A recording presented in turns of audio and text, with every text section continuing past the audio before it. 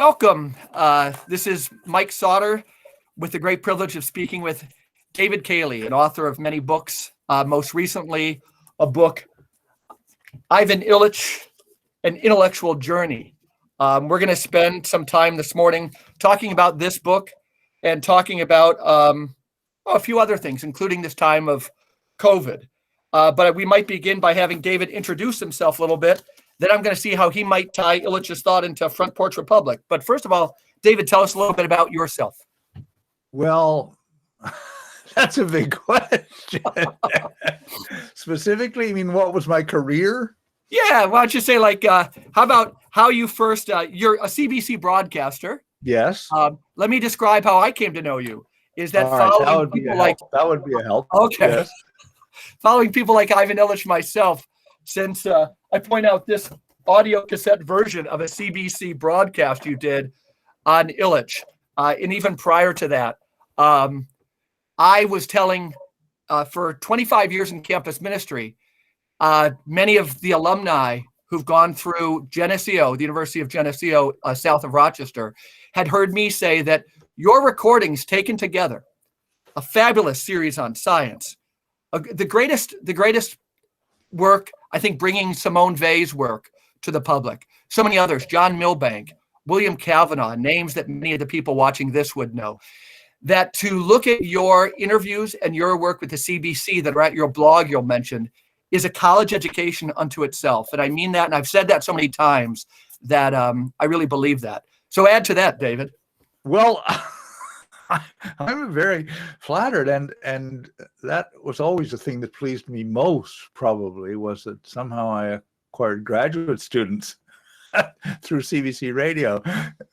And that was perhaps my primary audience, was people who followed what I was doing. Mm-hmm. But I had a long career at CBC radio. I started in 1971, and it didn't all happen at once, obviously, but I found a situation at this show called Ideas, which had been on the CBC in some incarnation going all the way back to the 50s, and was very lucky in the colleagues I had there, and was more or less given my head after 1980 to explore. So all the programs you mentioned came about in that way, right? And I was able to develop long forms and really explore in various contemporary bodies of thought. And so that lasted until 2012. When I retired, above all, the influences that were exerted on me was that of Ivan Illich. Wow, yeah. And he had, through... Well, this is a bit of a longer story, but it is the story of the book. So I interviewed him first in 1988.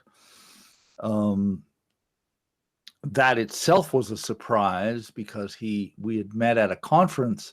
He had just done a book called ABC, The Alphabetization of the Western Mind, which he did with Barry Sanders. Yeah. And so he was there in this conference that was really, sort of in the legacy of Harold S. Marshall McLuhan at the University of Toronto, to talk about orality and literacy.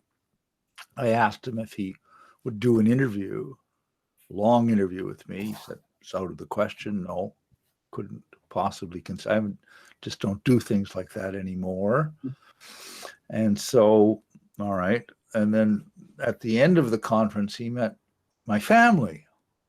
And somehow, instantly, he said, well, that proposal you made, why don't you write to my colleague Wolfgang Sachs about that, and we'll see what we can do.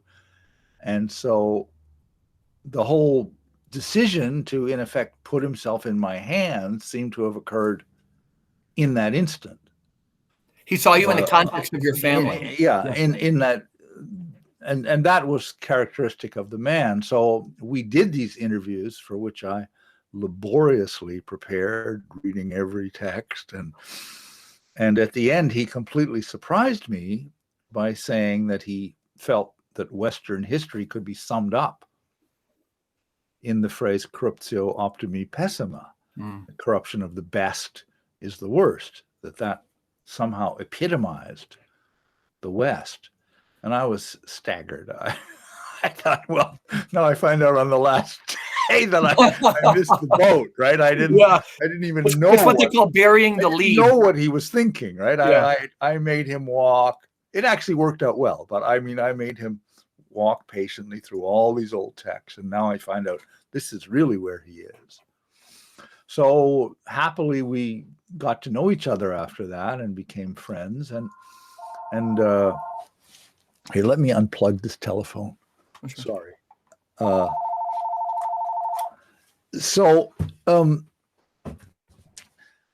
I pressed him for more on this, and he was then getting older. He was ill. There were many demands on his time.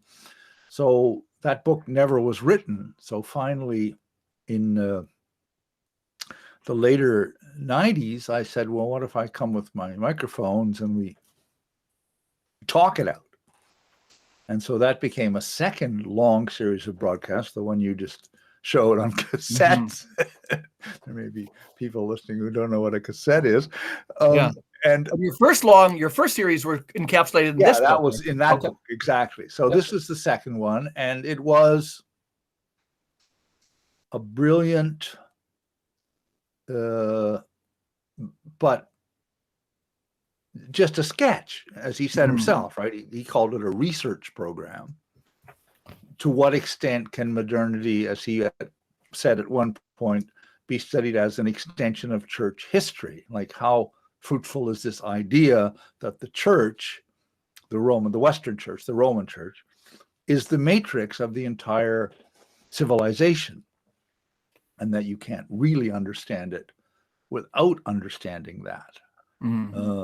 And unless you understand the West as a series of perverse mutations of the gospel, you don't really understand it. That was his hypothesis. Yeah. So he spoke it out brilliantly. I mean, but it was still, very much a sketch. So, and at that time, he felt himself to be utterly alone. Huh. So the first great sign that wasn't the case was a call from Charles Taylor, the Canadian philosopher, saying, Absolutely. I'm listening. He was listening on air. Yeah. And saying, this is amazing. This is exactly where I'm going and where I've been, and what would become his book, A Secular Age. And there were many other instances of that. You mentioned John Milbank.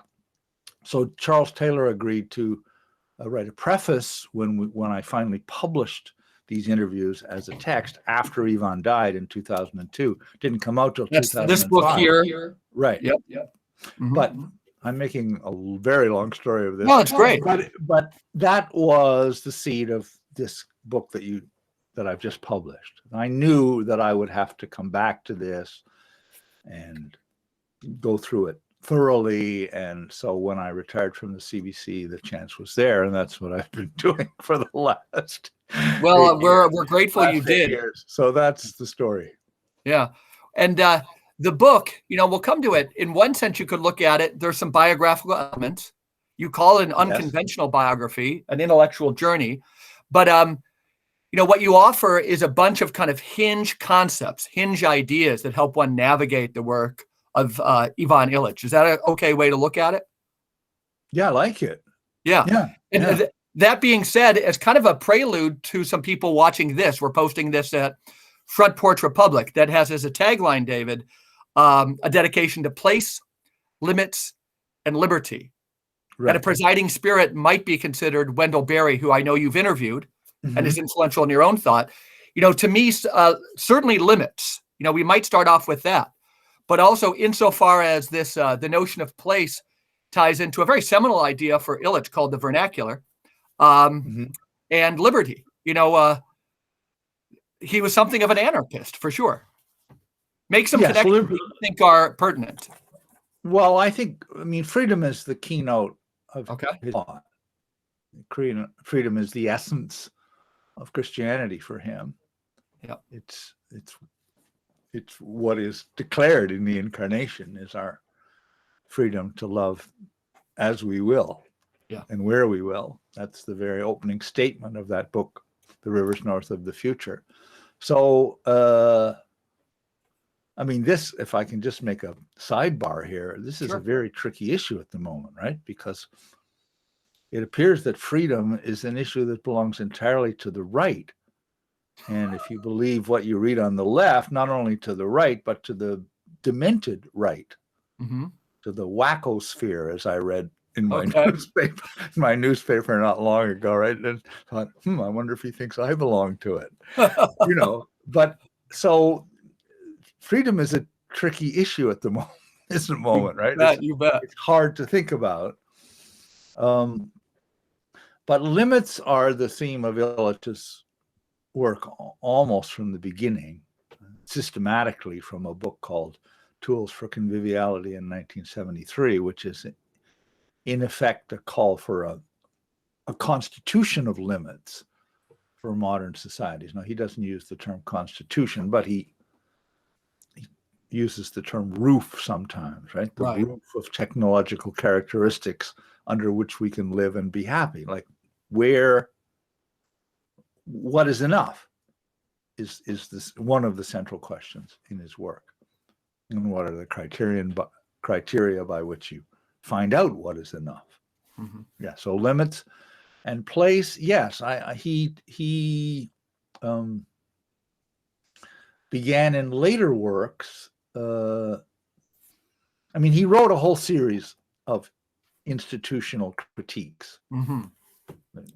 There was a book called Celebration of Awareness in 1970, which in a way sums up his writings of the 60s. And then there was Deschooling Society, Tools for Conviviality, Energy and Equity, Medical Nemesis. They all took on some contemporary institution, the school, the transportation system, the medical system, and called for limits. The final edition of Medical Nemesis was called Limits to Medicine. Right.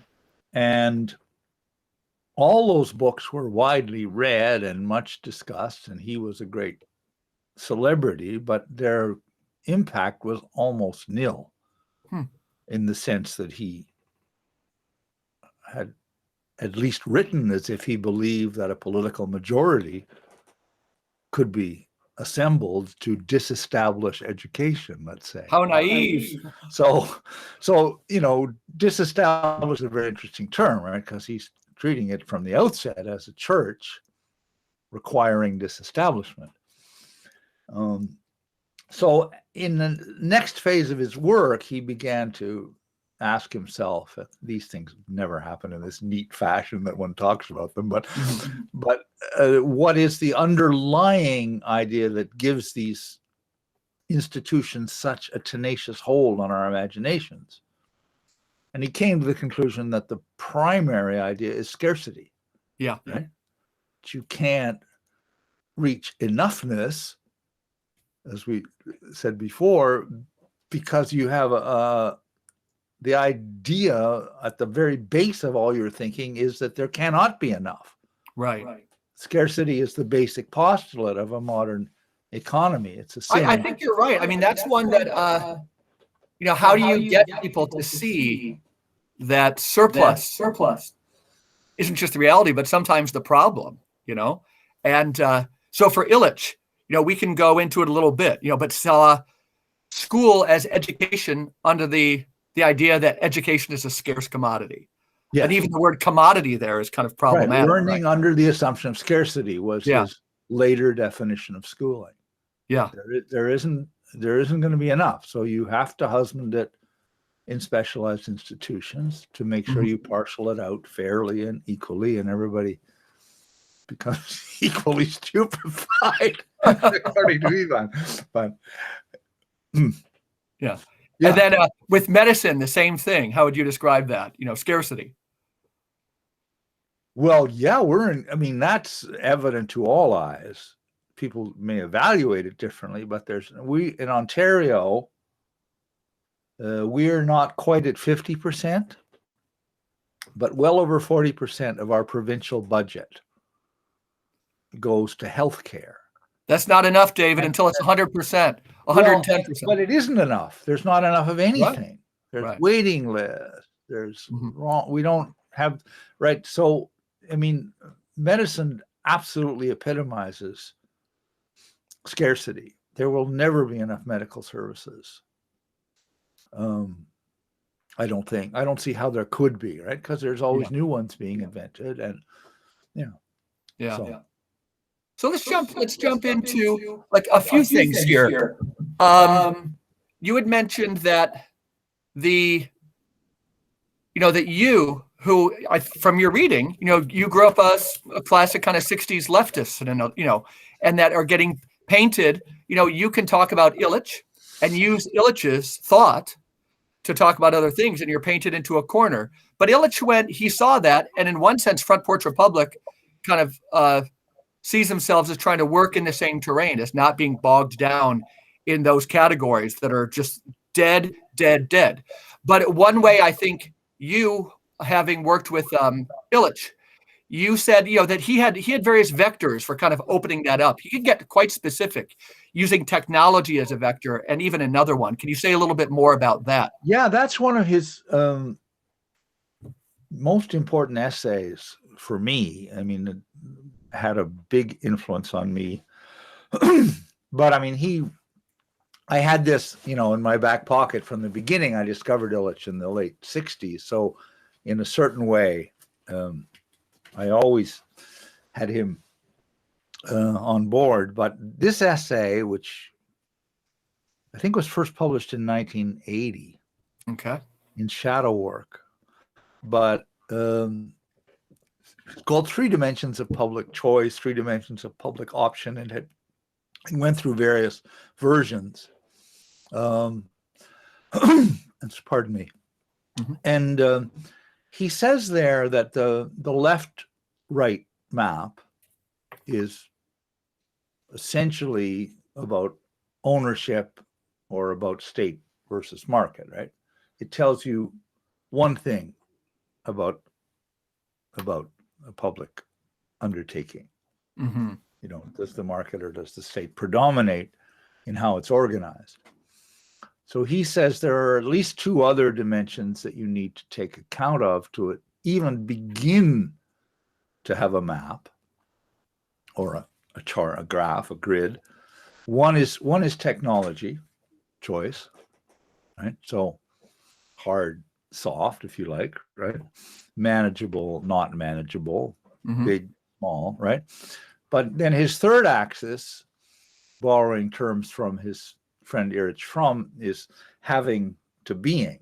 Like, does this situation, tool, whatever, enable me to be with others in some way, or does it enable me to have something, to accumulate something to?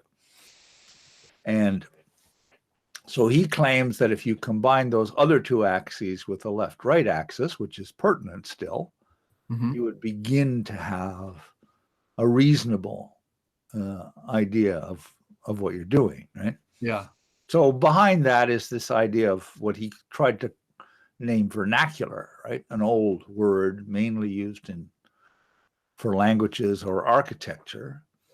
Could he establish it as a more general idea to describe what doesn't belong to state or market, but belongs to us as this community or this place or this form of life? And I would say he was about as successful with that as he was with the earlier work, in the sense that it never has really caught on, and it's really, even today, very, very difficult to speak for the vernacular, to speak for for anything. Let's play a little bit with each of those 2 additional, instead of left and right. We can go a little deeper, if you're okay with it, on the technology, the vector. That you mentioned, like, when it becomes too big. There's one, my understanding, having read them, is that we get to a point where I could pick up a hammer, and it's something I can pick up and put down. Right. Once technology is something that you can't quite leave, he thinks you see a problem. I think even that the telephone is interesting, right? The telephone he saw as a convivial tool. You could pick it up, put it down. It kind of brought people together. A cell phone might be a whole different beast. I work with college students for 25 years, and even when this light is on, there's an awareness, like almost a primitive awareness of that this thing might beep. Can you say more about that kind of that Well, grid? he called that that idea was there from the beginning, even in deschooling society. He called that the institutional spectrum, right? Yeah. So a library or a telephone exchange are perfect examples of convivial tools. Mm-hmm. They're there. You can use them, but you don't have to use them. There's no compulsion. You can leave them also. Yeah. So at the other end are radical monopolies, things you can't do without, or you can't, right? Mm-hmm. It doesn't matter. I mean, it could be any number of things, right? If you put a freeway through a neighborhood, then you can't cross it, then you're confined by that, right? Right. If you make your school system compulsory in the sense that you can't empty a garbage can without a grade 12 education, then that's a radical monopoly. Mm-hmm. You have no choice as to whether you use it or not, right? Yeah, you can't pick it up. And he expanded that in various directions. When he wrote on professions, in an essay called Disabling Professions, he distinguished liberal professions, liberal in its literal meaning of free. You may use them, but you don't have to use them. You can still defend yourself in court. Yeah. From dominant professions, which you must use, right? Yeah. So this is. I like how one of his followers, I forget who, but used the word tyranny with the dominant professions by saying that, like, what defines them as tyrannous is that in them you have what at least, America was founded to prevent, the overlapping of the executive, judicial, and legislative functions, right? And a disabling profession is tyrannical for that reason. It's also tyrannical. Disabling because you get dependent on it, I suppose, right? I mean, this is, I think, something that wasn't widely noticed. Yeah. The political side of this body of thought, right? Mm-hmm. It's like, okay, the political revolutionaries are over here, and Illich is over here dealing with professions, right? But he was claiming that the professions are political. Yeah. That medicine is a political delegate. And there had been, in fact, a major collapse of powers, that the theory that you're still taught in school about checks and balances, and this checks that, and this checks that, is in fact quite out of date, because all the power is in the hands of the grief counselor or the teacher or the doctor, mm-hmm. all of whose services are, the grave digger, all of whose services are compulsory, right? Mm-hmm. So really your political map, to go back to what we were talking about before, is out of date because of this radical increase in professional power. And then the third axis being this being and having, as you described it. Can you say a little bit more about that one? Well, I mean, I think in the end that's the fundamental idea in Illich is free relatedness. And depending on one another. But there's always an element of chance in that way of approaching the world. Yeah. Will you show up? When I need you. What I can't be guaranteed a friend. I can't be guaranteed community support. It may be there, it may not be there. It's free. Yeah. So we have generally preferred services that are guaranteed, mandatory, bureaucratized. Yep. We know how to deal with this, right? Yeah. We can't take a chance that somebody isn't going to get this, right? Mm-hmm. The free route is not. It's just not secure, Yeah. right? Do you think the free route? So I'll have you talk about risk. That's having, and having is secure possession, Right. and being is free but uncertain possession. Yeah. And the notion of how he studied the evolution and the increasing dominance, and again I'll use the word tyranny of just the word risk, right? I think risk was a huge for him. Yeah.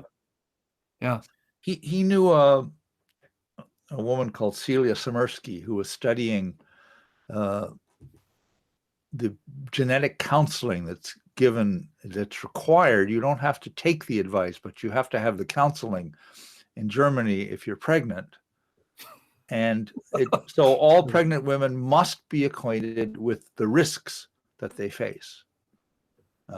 So Celia told Ivan about this regime, and I think it impressed him very, very deeply, because he realized, as she also realized, that in effect you're making a decision about the expected child, the awaited child, based on a risk profile, which doesn't pertain to that child.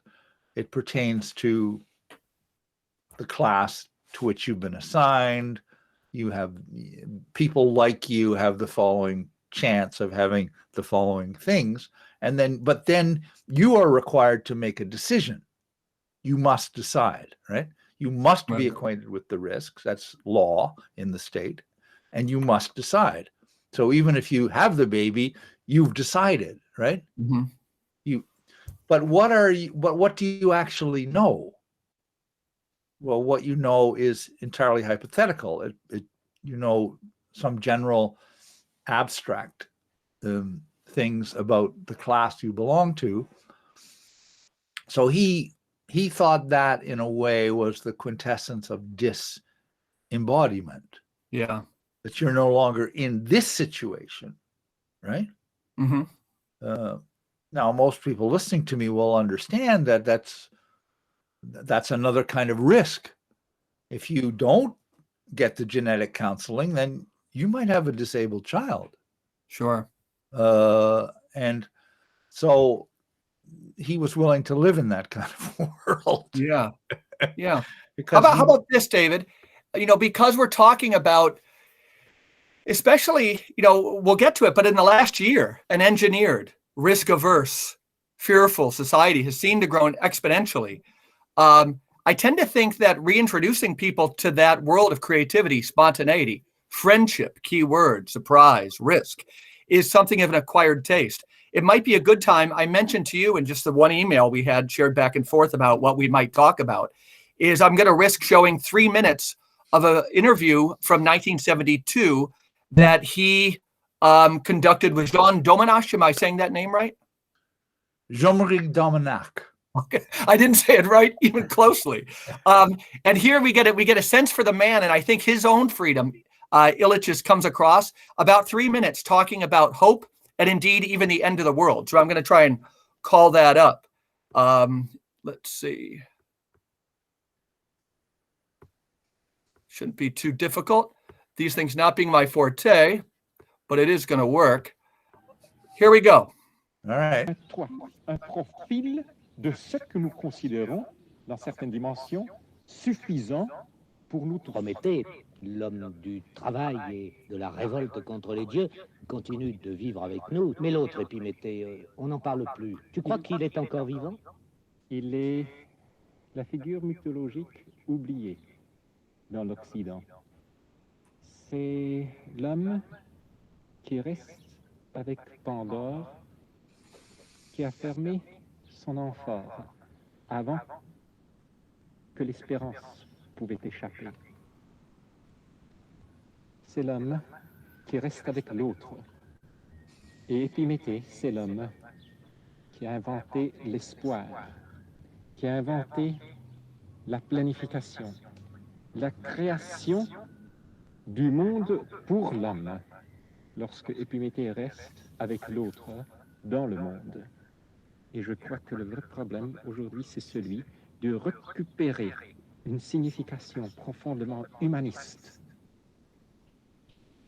dans cette terre, sur cette terre, de l'espoir dans l'autre. L'espoir a été aliéné en devenant le produit d'institutions supernaturelles, surnaturelles, qui produisaient à travers des rites un espoir dans un autre monde. Et dans ce sens-là, Camus a eu raison de soulever ce problème-là. Mais l'espoir, justement, il faut le réintégrer à nous, À nous, dans notre à nous. vie, à nous, c'est-à-dire sous une forme de communauté ou, comme tu dis, de convivialité. Exactement. C'est-à-dire une manière de vivre ensemble qui ne soit plus de nous projeter vers les choses. Exactement. Il faut se rendre compte que la productivité des institutions arrive à un certain point où elle commence à étouffer et rendre impossible notre disponibilité à la convivialité. On arrive à un certain point où toute une culture peut être tellement orientée vers la réalisation de la vie humaine à travers la consommation de biens et de services qu'on devient incapable, comme membre typique de cette culture, de dépendre de la surprise que l'autre, même s'il n'est pas un professionnel, même s'il n'est pas membre d'une institution, même s'il n'a pas appris quelque chose de spécial, peut me soigner. Je peux apprendre de lui.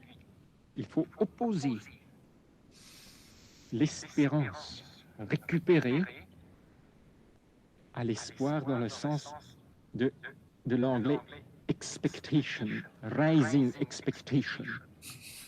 Il faut de nouveau apprendre à opposer la disponibilité à la surprise par toi à l'expectative, à l'espoir que l'institution me donnera le produit que j'ai appris à planifier et à déterminer dès l'avance. Je crois que cette récupération de la capacité de dépendre l'un de l'autre, même dans les sociétés technologiques, qui sont les sociétés les plus malades, dans l'Occident et dans l'Orient, est la grande tâche de ce moment-ci. Normalement,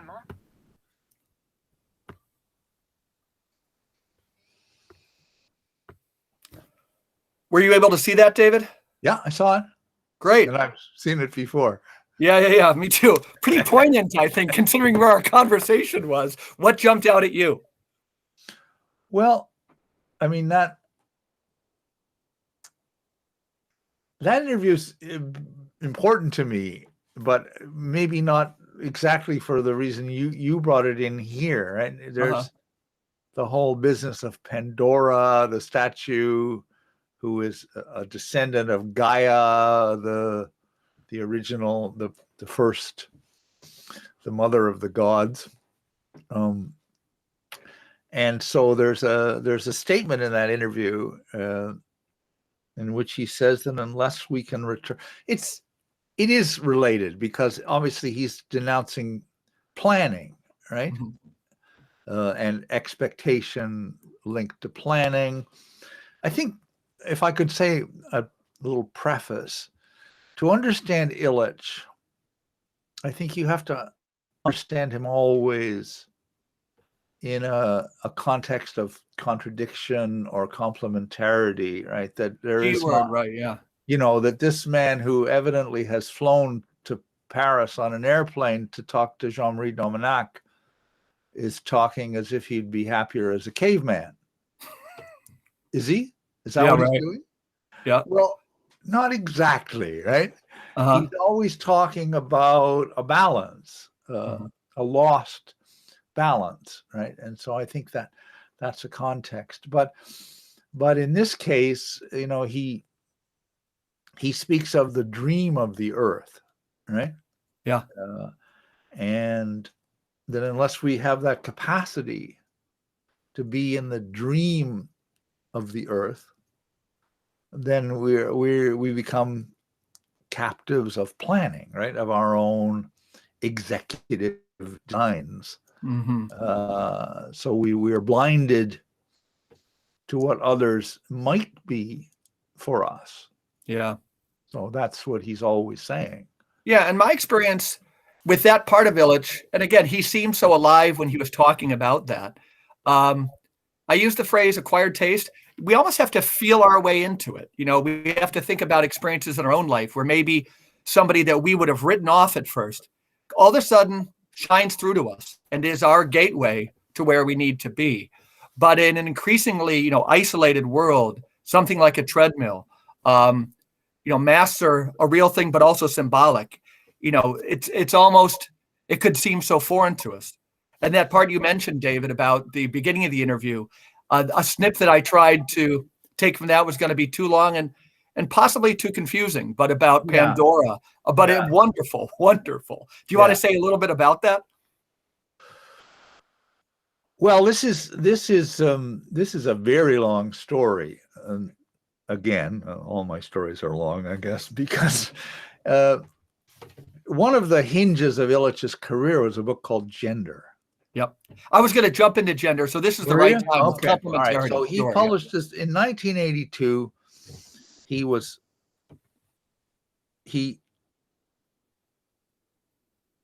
Brief introduction. We talked about his most controversial book by far. I think is most important. Okay, good. Well, we talked about scarcity, right? Yep. So he came to scarcity is a universal regime. It's the founding postulate of economics that economics is decisions relating to the disposition of scarce resources. It's everyone's condition. It's assumed to be universal. He was at the time that he was thinking these thoughts, meeting feminist thinkers who told him that what others described as the coming of capitalism, they could describe as the demise of gender, i.e., it's heavy, right? As long as there were men and women, there could be no universal regime. This was done by men. This was done by women. This tool was used by men. This tool was used by women. This space was occupied by men. This space by women. Maybe later this space was occupied. You know, there were exclusive categories. There was mutual dependence. And there was the requirement of imagination to pass the boundary between the one and the other. So he was absolutely riveted by this idea that gender was the dividing line between these two forms of society. He spent a year doing research. He seems to have received numerous warnings from friends to stay away from this, that he would be misunderstood, that this would blow up in his face. He heeded none of the warnings. God bless him. This was a year he spent at the Institute for Advanced Study, then a new institution in West Berlin. And then he went to Berkeley in the fall of 1982 to deliver the Regents Lectures, which were published around the same time as a book called Gender. And there he was really badly misunderstood. And a number of professors, women professors at Berkeley, decided they needed to refute what Illich had said. They put on a refutation. 7 of them spoke. He responded briefly. It was published as a special issue of a journal called Feminist Issues. And it exerted, I would say, a very strong influence, because I subsequently met many people who had never read Gender who knew exactly what they thought of it. Right? That's ubiquitous, yeah. That this was an anti-feminist book. Well, it was a lot more than that, but it was certainly a confusing book for the uninitiated, in the sense that it was an essay in economic history, it was an essay in church history, it was an essay in social history, it was an attempt to establish this new sociological pair of sex and gender, which, on a comparable scale to, these great pairs of sociological history, community, and society, whatever. Mine shaft into shell shaft. Yeah, exactly. So and it was set out in a strange way with titled footnotes that it was, it was quite a difficult book to take in all at once, unless you just went with it and were excited by it. Yeah. So, but Illich in that book insists very passionately that gender is a social construction, right? Yeah. He's not talking about something innate. Right. He's talking about what all societies do in a slightly different way.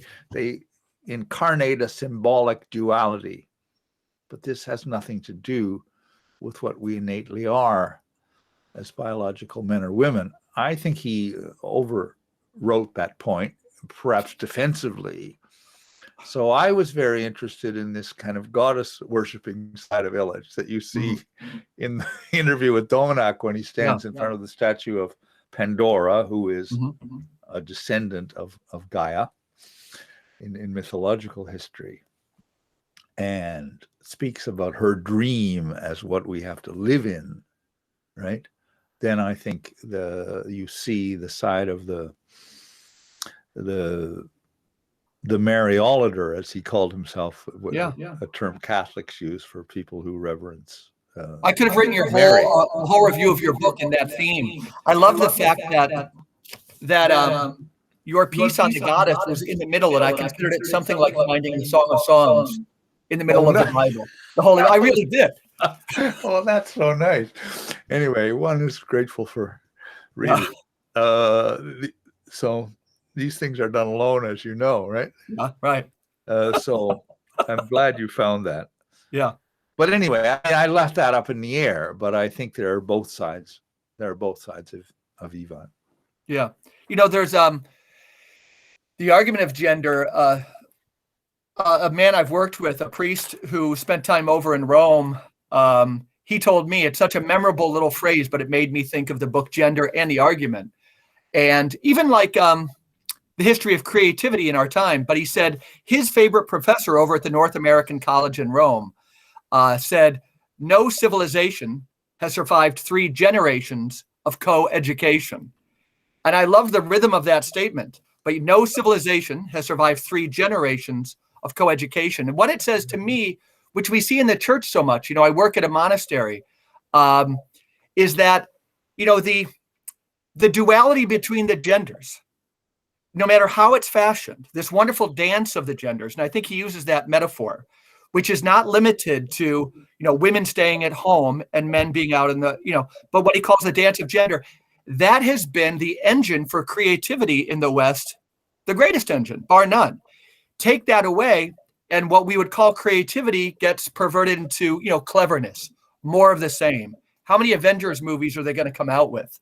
But I see the death of creativity in our time as connected to that book, Gender. To see this imagination, you used a key word, to having to put yourself into another person's place. The book is so seminal for me, and it's just one of the ways I've used it in my thinking, is to see that without it, creativity gets watered down into cleverness or even something worse. I don't know. What's your thought? Well, to begin very personally, the book came out in 1982, and that was, after a decade of feminism. And I was in this environment where there was a lot of backbiting and a lot of competition, let's say, right? So, and I had just, by chance, before I read Gender, I had read an interview with Robert Bly in the New Age Journal. Sure. In which Bly is talking about men having to recover their maleness, Bly said, and I think quite properly, that he was seeing a lot of wilted men, a lot of juicy women, and a lot of wilted men, and there was something wrong here. Yeah, so, fair enough. I mean, I wouldn't dispute that. But what Illich's prescription for me, was more persuasive than Bly's. Because Ivan was basically saying, accept this, right? Accept that this is, for you, the other side of the moon, right? There's imagination, tact, respect are necessary at a boundary like this, because you can't, if you accept that you can't cross it, then you can only imagine the other side. It's a whole other attitude. Completely other attitude. And it was, I think, a foundation after that of my marriage. Yeah. Well. And I'll interject there to say but he does say in Ivan Illich in Conversation that the basic idea he has is that there are two types of duality. So you can easily get confused with two types of duality, right? But in the first type of duality, which he feels prevails in all pre-modern societies, there is actual ontological difference, right? There are things of different kinds, right? Yeah. There's here and there's there. There's man and there's woman. There's time and there's eternity, whatever it might be. And those cannot be joined. There cannot be one. They can't be resolved to one. They're fundamentally dual. And the modern type of duality, he says, is the polarization within a uniform field, right? So yes, there are sexual differences, but they're within this general field called sex or sexuality, in which we are all one. We are all the same, right? There's one sex, there's one energy, there's one, right? These are all universal concepts. Equality is such a concept, in fact. Yeah. So he's challenging, like at the most fundamental level, the modern thought style, right? In the form of a critique of this pair, sex, gender, right? But he's reaching into the history of the church to try to explain how this happened. And he's saying that the implications extend all the way to the throne of God. We can't, if we lose our capacity to imagine, or the idea that we need to imagine, right, that there are things we can't reach, that there is anything out of our reach, in a way, would be a way of saying what the book's about. Gone are limits. Yeah. Yeah. So anyway, the book was really, really badly misunderstood. Yeah. I've never thought of this until this moment. It's probably way off, but you mentioned the footnotes. Like so many of his books, there's a writer, Peter Kingsley, whose footnotes are up there with Illich's. He'll have one volume that a whole other, and they're all great. But with shadow work, I think that's where I got introduced to the work of René Girard, was a footnote on deceit, desire in the novel. Yeah. The footnotes in gender. But could the play within the footnotes and the text in gender be seen as gendered? Had you ever thought of that? Yeah. Definitely. I'd never thought of that. Yeah. Because so many of the lines have one line of text, and literally 5-6 of the page is footnotes, all wonderful. But a way in my own life to bring that gender, down to bedrock was, you mentioned in marriage. My wife and I, shortly after marriage, lived in an apartment complex where you could hear other couples celebrating or arguing, as the case may be. But having read the book Gender, we just had, it's what, we call the rests of gender, or he called them, that she might have changed most of the diapers, but she could ask me in a pinch, but diapers were her things. Casseroles were hers, but barbecuing outside was mine. I mow the lawn, she vacuums, things like that, where we heard people down the hall saying, I did the last load of laundry, this is your turn. Right. I changed the last diaper. This is your turn. And things like that in a nutshell might make people who otherwise are kind of like tone deaf to the argument see, wow, that could be nice. That there's something nice about this dance of genders. Yeah. Yeah. For sure. Let's jump, a big misunderstanding, and I'm going to bring up the name, correct me for my pronunciation, but Giorgio Agamben.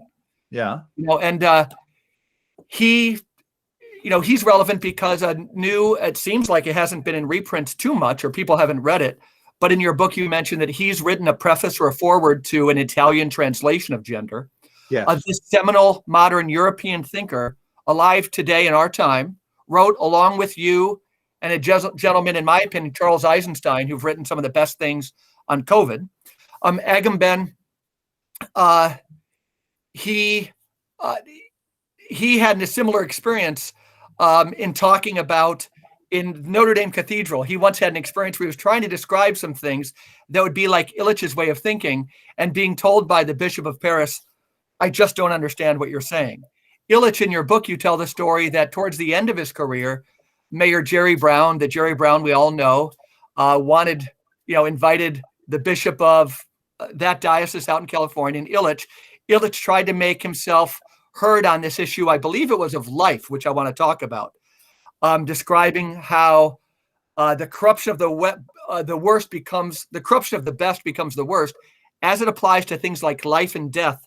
We're at a very high level. And again, Illich, in front of people in the church, they essentially looked at him and said, I have no idea what you were talking about. But we're going to talk about life for Illich. And if you want to talk about death first. But in essence, Illich said of all these corruptions, that where the worst is the corruption of the best, where things turn against themselves. The most subtle one, something that in your book you would say, the greatest idol the church has faced in its whole history, was this notion of life. Could you jump into that and we'll discuss it for a little bit? Yes, I'd like to talk about it. Well, Ivan was lecturing, I think maybe in Savannah, Georgia. It was the only time he ever lectured in the South. And a man called Campbell, forgotten his first name, approached William Campbell, I think, isn't it? Yeah. A real hero. No, it's not William. Was it? Anyway, What I'm is it? sorry. Will Campbell, Campbell, who had been an associate of Martin Luther King's, and Ivan knew who he was and was very touched to be approached by him. Mm-hmm. Campbell said, life is tearing the church apart, and I want you to come and address an ecumenical meeting I'm going to assemble on this subject. And he said, yes, I will. So this happened around 85, 86. And Ivan liked to shock. So the atmosphere was somewhat tense at this meeting. And a representative of the Catholic Bishops' Conference came over to him and said, I think you should begin with a mollifying prayer. This is a little tense. Instead, Ivan stood up and pronounced a solemn curse on life. So this was not well understood, I don't think. 3 years later, he got the opportunity to address the Lutheran Church, and that essay is published in a book called In the Mirror of the Past. Okay. And that's where he makes the statement you quoted, that life is the greatest idol the church has had to face in her history. His argument in brief is that the whole field of Western societies, now extending into other societies, is shaped by the idea that life is in Christ, right? I am life, he says. Mm-hmm. Life more abundant. One is more or less familiar with this, although I think there are probably many people now who are not familiar with it. But that you could not, without this, with 2 millennia of Christianity, the word life could not have the feel, the aura, the resonance that it has, right? But how is it in fact being used in the discourses now of law, of ecology, of medicine, so on, is as a thing, right? a resource, Mm-hmm. right? He spoke of substantive life. I don't think he was well understood, but that it's something that can be administered, that it's something that you can have, right?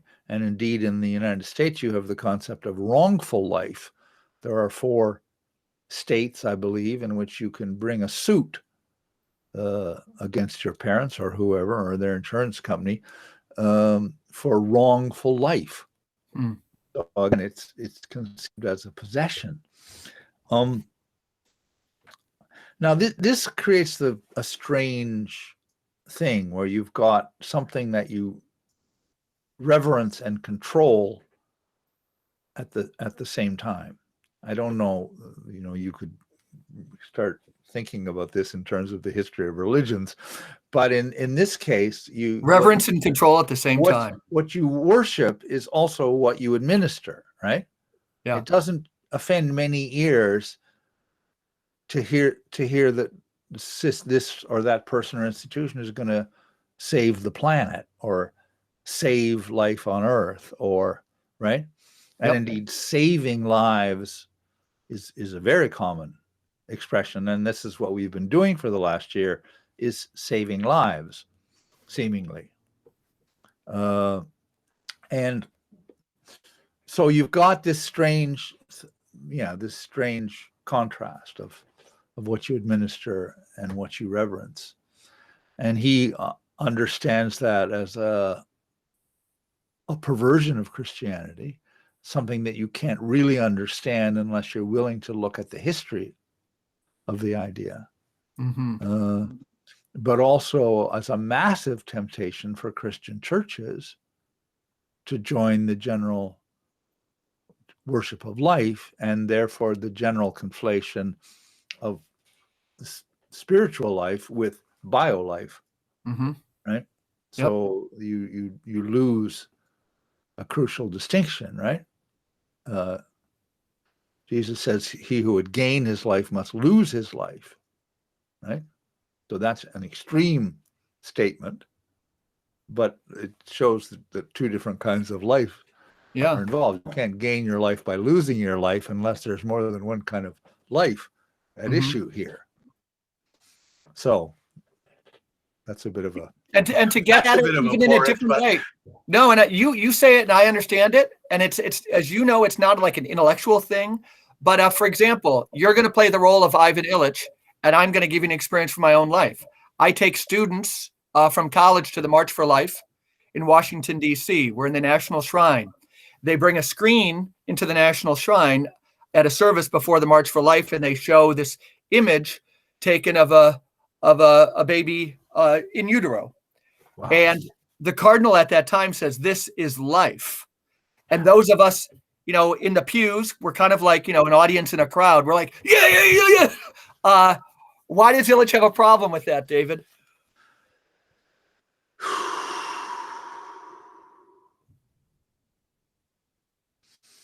Another story.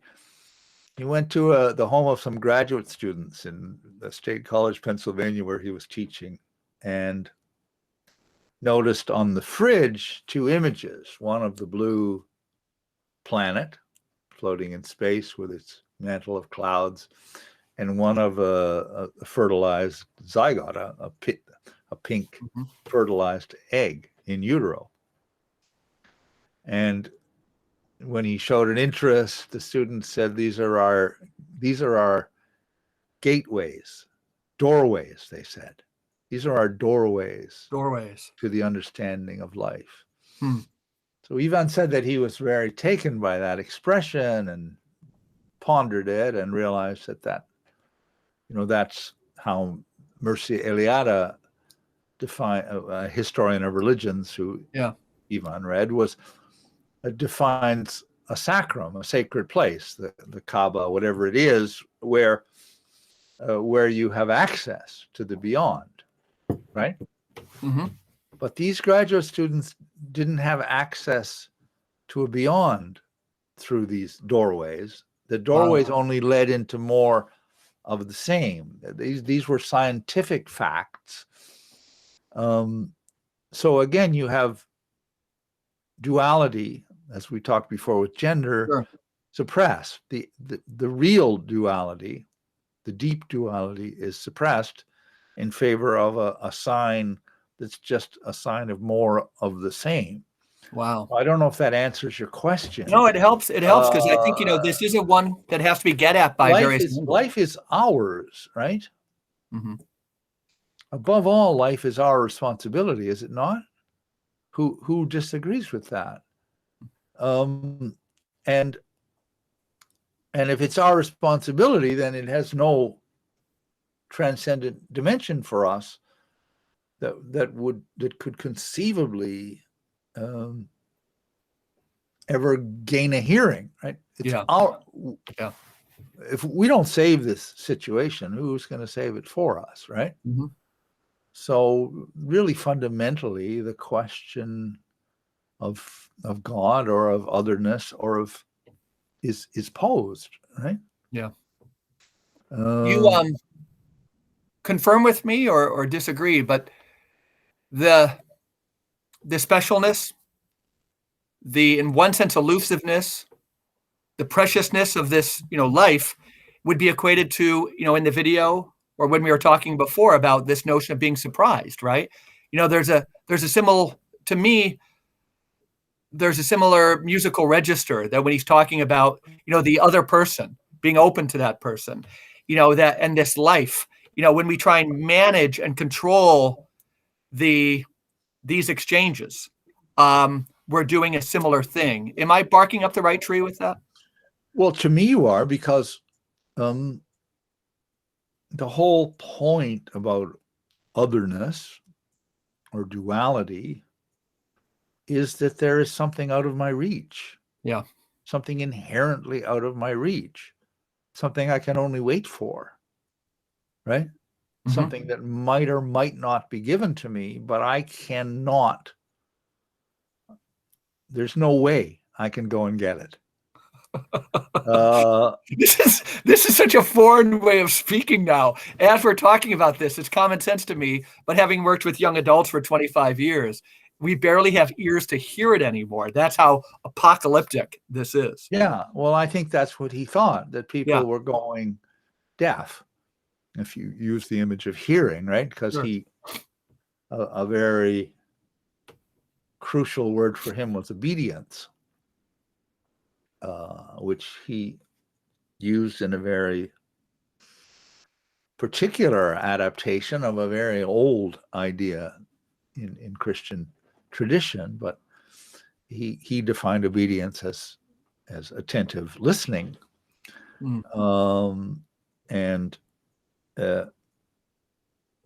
So I'm getting lost here, but I've got too much going on. Too much going on in my mind. Let me interject and say that, obedience. Go ahead. Yeah. Well, I mean, the fundamental idea is that you have to listen to the other across a gulf, a difference, that you can't get to the other, right? That there is no concept by which I can surround you and domesticate you and bring you within my uniform field, right? Yeah. I know what's wrong with you. You've got X, or so it's the power of diagnosis. It's the power of pop sociology. It's the power of all the concepts by which I think I can take all the juice out of you and know who you are, know what you are, know what you need. All these very familiar ideas are all based on a lack of understanding that difference exists. Yeah. Right. Yeah. And surprise comes into that. And surprise for him often refers, I think, to the Messianic dimension in living. How can you be surprised if you already know something or expect something? Then you can't, it might come out of order or something. It'd be a nice little surprise. It might be a surprise party, but to be fundamentally surprised is to take the stance of not knowing. Yeah. When new in modern culture is more of the same, it's hard to understand what being surprised is, right? Wendell if new is the iPhone 20 as opposed to the iPhone 19. Yeah, what a surprise. Yeah, we've lost understanding for what new is. Let me so Wendell, if I can just bring Wendell Berry in here. Yeah, please do. He has a book called The Way of Ignorance. Mm-hmm. And there's an essay in that book called The Way of Ignorance. And this is another way of speaking about the same thing. Right? Yeah. To understand that mystery is inherently or constitutionally present. Yep. Right. Yep. Yeah. Two similar essays I might recommend to people, because I think it's, for me, Illich's my favorite essay, but for Ivan Illich, The Educational Enterprise in the Light of the Gospel. You can find it online. And he's got a section in there on obedience, stepping out. That helps people understand. That's the passage I was thinking about when I was speaking. Yeah, it's really brilliant. And he uses this image of the gulf, right? Yeah. That I can only lean across. Yeah. But in the end, all that reaches me is you in your word. Yep. He says, right? Yep. And he has to totally clarify that from obedience as being a dog on a leash, right? Obedience is trusting your word, your face. Well, when I got confused before, this was the thought that I was trying to think. Was that when he wrote to me after I told the story about when he met my family in 1987, and he wrote and promised me his obedience in this very short letter, and I never had a potential interview. He promised me obedience before. Yeah. And I must say, at the time, I had to understand what he meant by that, right? Mm-hmm. That it didn't mean he was going to do everything I told him to do. Yeah. Right? Yeah. It meant he was going to attend to me. Yep. So at this point too, there's so many of these kind of hinge ideas, and we've unpacked a bunch. Because we've talked about life, I'm wondering if we talked for another 20 minutes or so, David, I'd like to say, maybe you could talk about death in Ivan Illich, the way he uses, different notions that we have now of what constitutes dying for what it used to be in the past. And then if you would, I mentioned before, and I'll say it again, you have used, I want to show people that this thought of Ivan Illich has legs to it. Agamben said, I do have this one. Illich's hour of legibility has come. He said it prior to COVID, probably, but it's even hit warp speed. But if you could talk about death by way of segueing and, showing, again, some of how Illich has influenced you by talking about some of those things you've written about. And I think the two best essays written about COVID since a little more than a year ago. Well, that's quite a tall order, but we could start with death, which you said he wrote under a pseudonym, which I hadn't learned before your book. Yeah, he wrote in early essays when he was a priest, or when he was an active priest. He never stopped being a priest. But he essentially considered death an action. Okay. It's something I will do. Now, it might be imposed on me, as people will think. Of course, it might be. The plane might fall out of the sky. But he thought of it as an active part of his living. So death is real. It's a companion. It accompanies me. It will come to me at a certain moment, I need to be in conversation with it. And it's, I think, clear enough that if death becomes only the cessation of treatment, the final defeat, it can't be the active. It can't be active. Yeah. So that was a lifelong view, and he brought it to a head in a letter that is available online, but hasn't, called Posthumous Longevity. Fantastic. It hasn't been published in book form in English yet, but this was a letter to a community of nuns that he was in, that were friends of his in Connecticut, in which he reflects on the case of a friend who, a woman he knew pretty well, who came to him and disclosed her intention to end life. And he showed disapproval, as one might, of a suicide. And she abandoned her plan. So great was her respect for him. And later she got ill, and then the social workers broke down the door and administered antibiotics. And he, in the end, said she lived on into this condition that he named posthumous longevity, those who have missed the hour of their death. Mm-hmm. Now that's quite a study, because if you've been interested in this as I have, there are lots of people who have never been saved by medicine who live very long and quite painful in their last stages lives. Yeah. So you can't just say everybody, there's a clear hour of your death which you just need to attend to and make sure the doctor doesn't take it away from you. But in this case, so he writes to his friends at the Abbey of Regina Laudis, saying, you know, how are people going to die in this world, right? I don't want to speak for suicide. I don't want to speak for euthanasia. I'm not in favor of doctors becoming licensed executioners, as they have in Canada now. Mm-hmm. What is the path here? How this, discretion is needed here to even speak about this. So he broaches the issue in this rather delicate way. And all he really concludes is that friends can help each other. Right?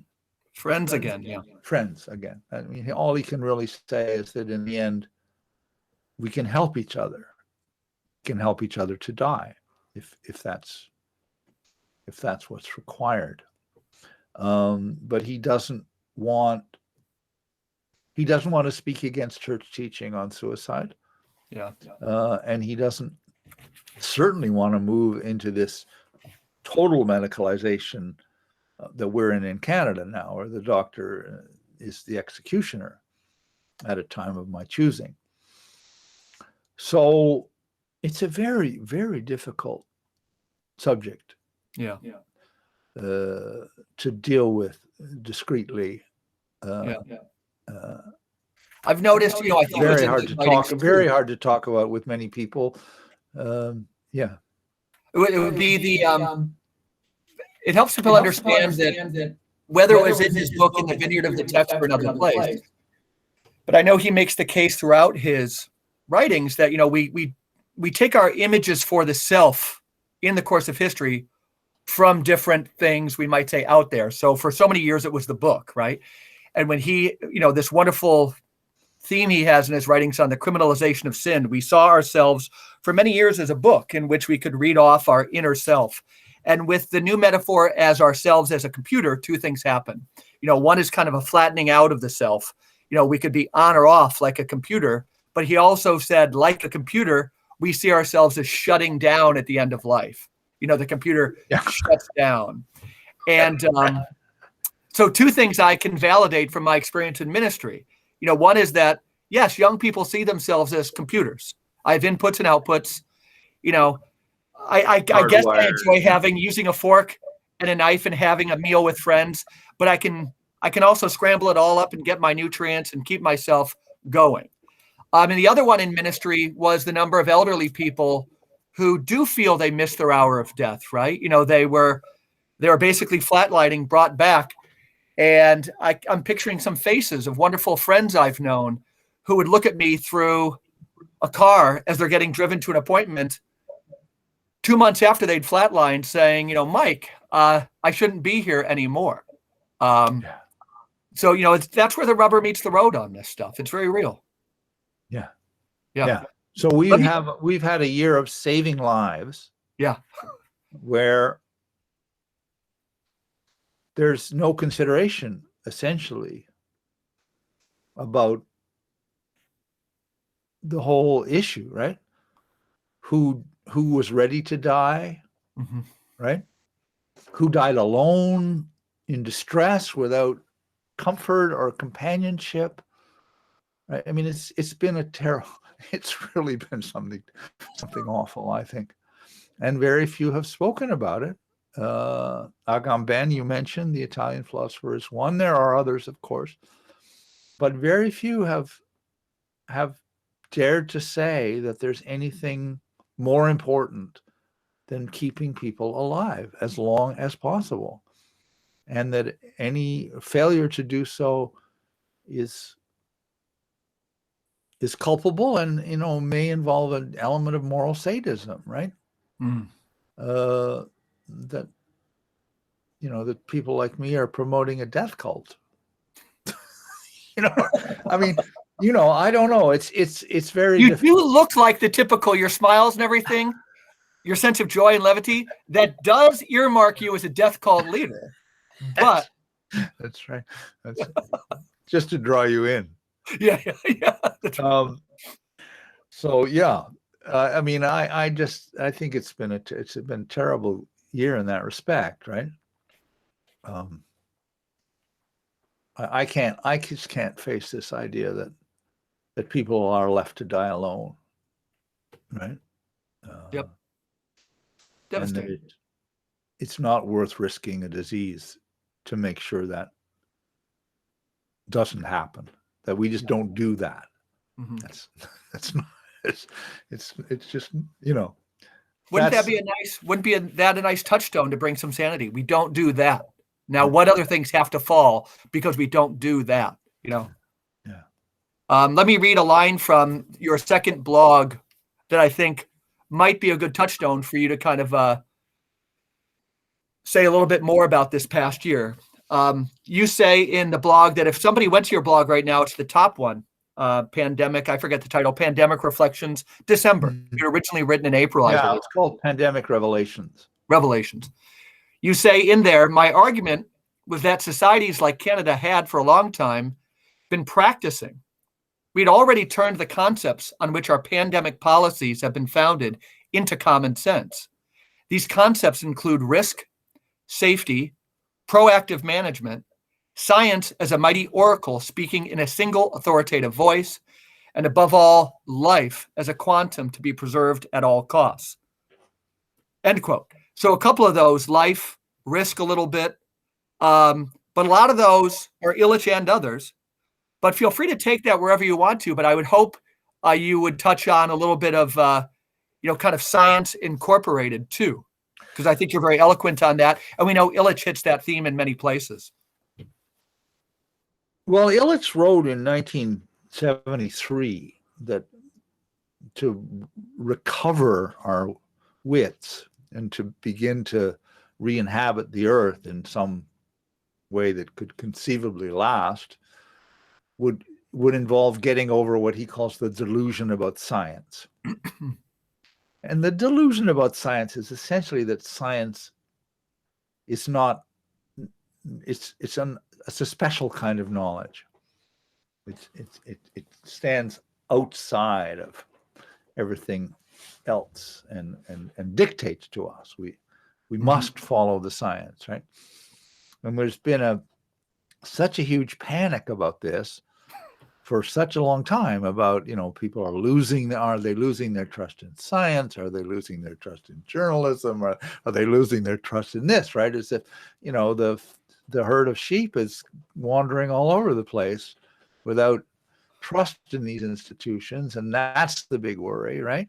Mm-hmm. But when the pandemic started, almost immediately, there was scientific dissent on this essentially let's call it lockdown policy. That's a whole other issue, how the word lockdown ever got into general parlance, right? How it ever escaped from the prison where it started, and then in a limited way in the school where it was accepted. Oh, my school's in lockdown. Now suddenly a whole society could be in lockdown, and nobody said, could we call this something else? Like, I haven't been locked into my house in Toronto. I don't know if you've been locked into your house, but we call it lockdown. But this started right away. And right away, a lot of serious epidemiologists, virologists, immunologists said, wait a minute, this may not be very sensible, right? We don't know the infection fatality rate. We don't know how serious this is, right? We don't know how much harm we're going to do by this draconian policy of quarantining the well. So could we wait? Mm-hmm. And the answer was no. It was impossible to wait. And in fact, the scientific dissensus, as I call it, has been kept right out of our media in Canada. I mean, to the point where you would have to speak about censorship. Yeah. Even the great Barrington Declaration, which was three eminent epidemiologists. Eminent is the word. Yeah. All three of highly qualified, sensible people who were basically just saying, wait a minute, this was common sense in public health until last year. So suddenly, pushed to the extreme right wing. Anyway, that was not mentioned in Canadian media. Not mentioned. Not on the CBC. It was only mentioned with a program for us. Yeah. So if you were paying only moderate attention, you would not know there is any scientific dissent on this, that it's possible even to take a different view, right?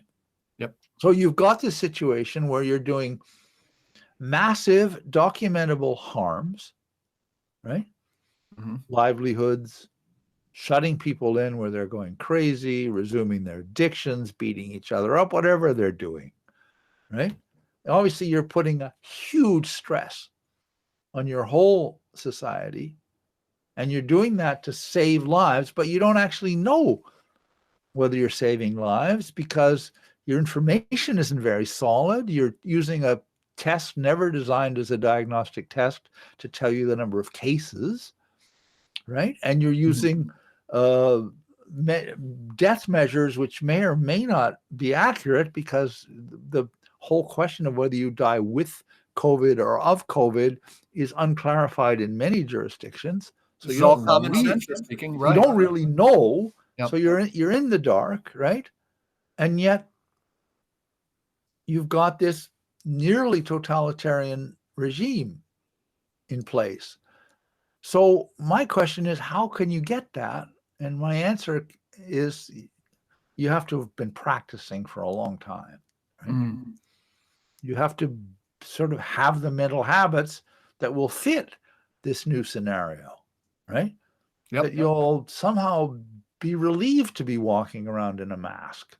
Mm-hmm. And even though, and this again is a singular fact. Yeah.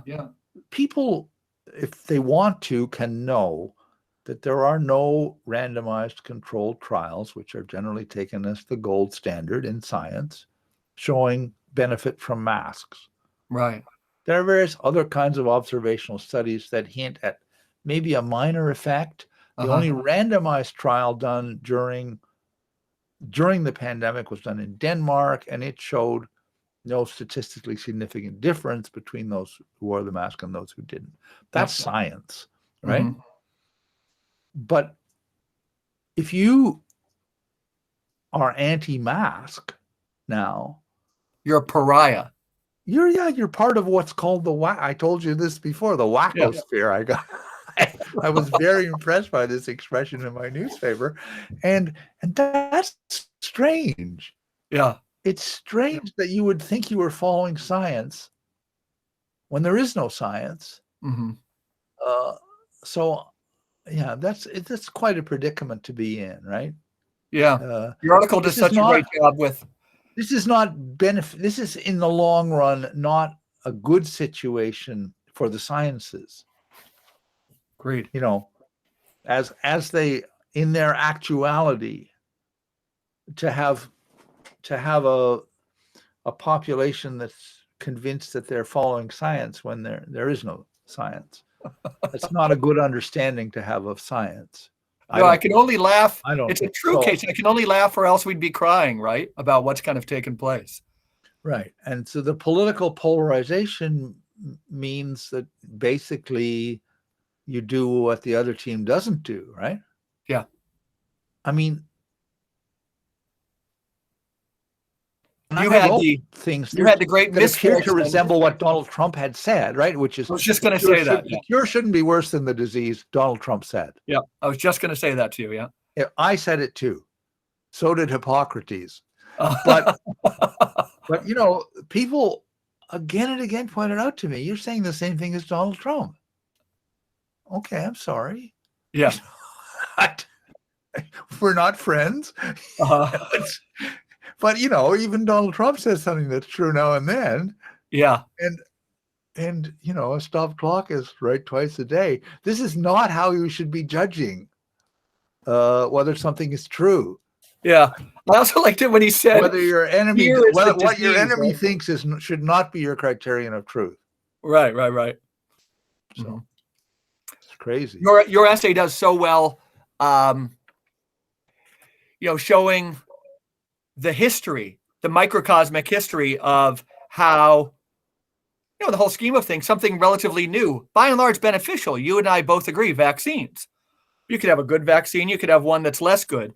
But all of a sudden that became this kind of monolithic discourse that prior to COVID, you had this thing called an anti-vaxxer. Instead of science doing its thing, saying like thalidomide, where my wife is watching the show, the midwife show on PBS that tells about the history of bad medical practice leading to deaths.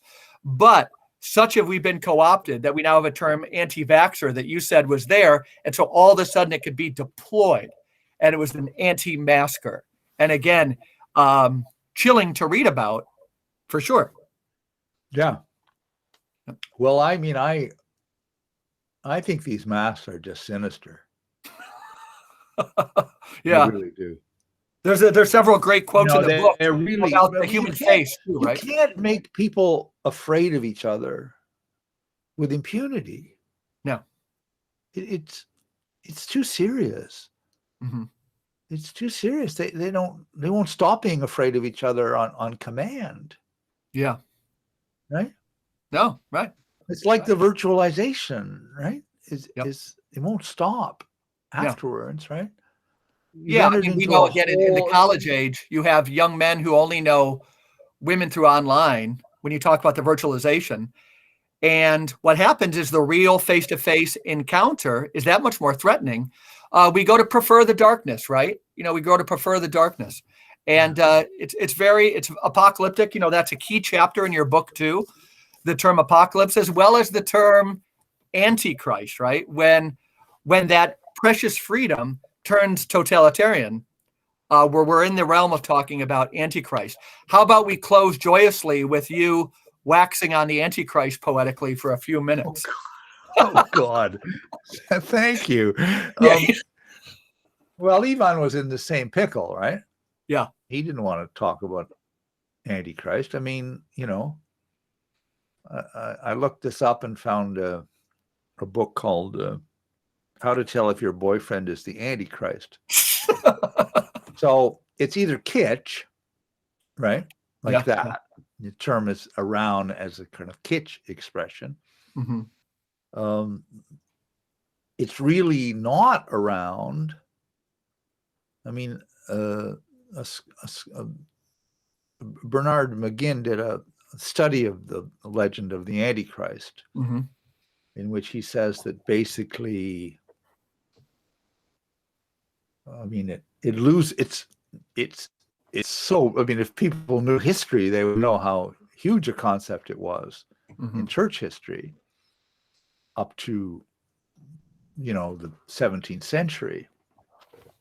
But he says that in modern times, McGinn says in modern times, only Vladimir Soloviev, the Russian, A great essay, yeah. and Carl Jung Yeah. have time for this concept. Well, I would say Illich and René Girard have to be added now to that roster, but it's a very difficult idea to get across, right? So Illich basically says that after the incarnation, which means to him God present with us, there is the shadow of the world with the Christ. The Antichrist is the shadow that enters with the Christ. This is why Jung couldn't do without the idea, because Jung is about the shadow. But everything has a shadow. This goes back to our discussions of duality and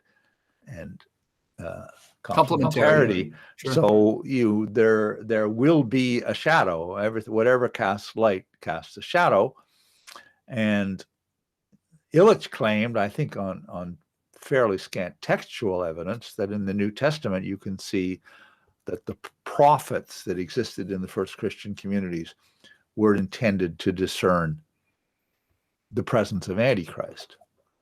Now, that may or may not be, but he's certainly right in saying that this passed out of the church's concern as it became established. It no longer worried about its shadow.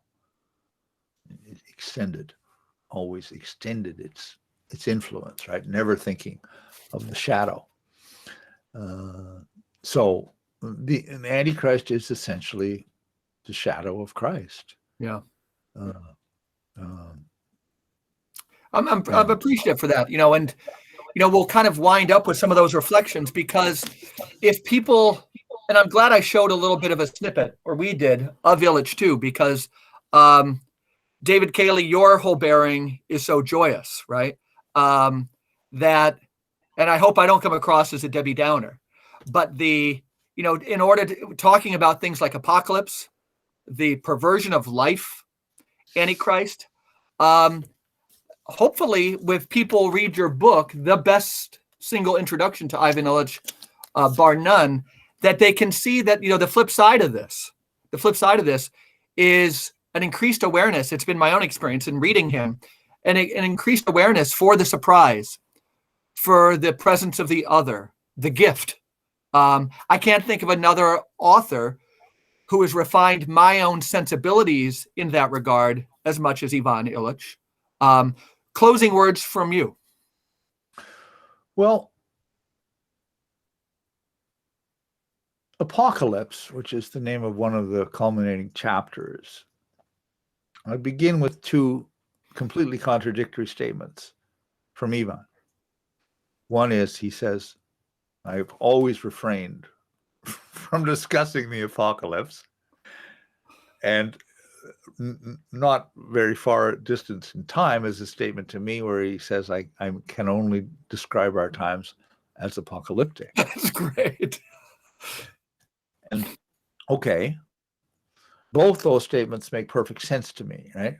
Because the myth, the apocalypse he does not want to invoke is the mythological apocalypse, the imagination of catastrophe, the feeling that God is going to punish us sooner or later, right? The whole machinery of apocalypse, which is well established in Hollywood and in many other places, right?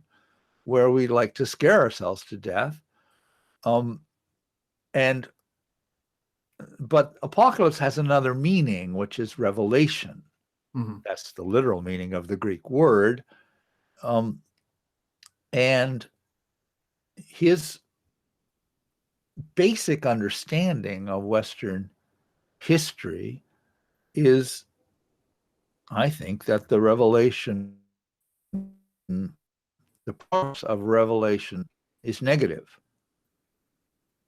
Christ becomes known as Antichrist. That's putting it perhaps too paradoxically. But, the more you try to build institutions that incarnate what is given in the incarnation, the more ambitious you become spiritually, the more you try to establish life as your dominant principle, right? Yep. The more the impossibility of doing that is revealed, right? Mhm. The more the shadow of that is revealed. You can't do it, right? Yep. So you're thrown back on the original disclosure, which is our freedom to love. Wow. Mhm.